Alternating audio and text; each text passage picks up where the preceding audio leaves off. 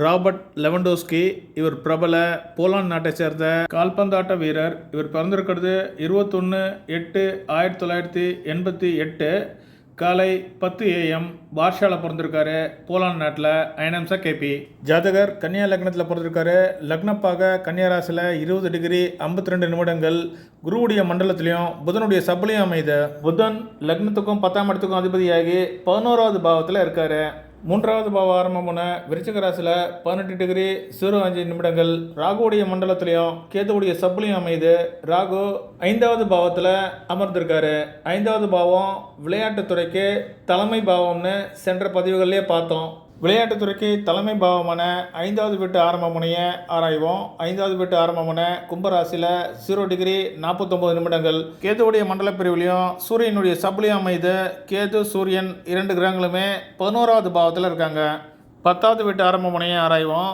10வது வீட்டு ஆரம்பமான மிதுன ராசியில் 25 டிகிரி 35 நிமிடங்கள் சனியுடைய மண்டலத்திலையும் செவ்வாயுடைய சப்புலையும் அமையுது. செவ்வாயுடைய தொடர்பு விளையாட்டுத்துறையை குறிக்கும்.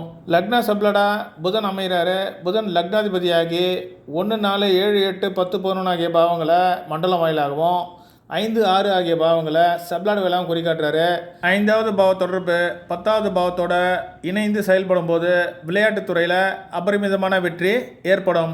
3வது பாவ சப்லாடாக வரக்கூடிய கேது 4, 8, 11 ஆகிய பாவங்களை குறிக்காட்டுறாரு. 3வது பாவாதிபதியான செவ்வாயை கவனிப்போம்.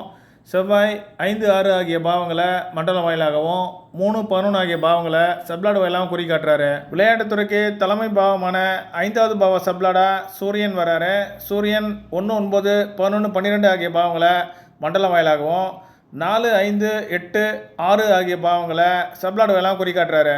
1, 5, 9, 11 ஆகிய பாவங்கள் விளையாட்டுத்துறை வெற்றிக்கு ஏற்ற பாவங்கள். 10ஆம் வீட்டு ஆரம்பமுனைய ஆளக்கூடிய சப்லாடா செவ்வாய் வராரு.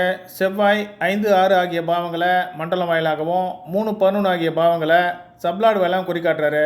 செவ்வாயுடைய 3, 5, 6, 11 ஆகிய பாவங்கள் விளையாட்டுத்துறையில் இவர் பெறக்கூடிய அபரிமிதமான வெற்றியை குறிக்கும். மற்றொரு காணொலி பதிவில் உங்களை சந்திக்கிறேன். நன்றி, வணக்கம்.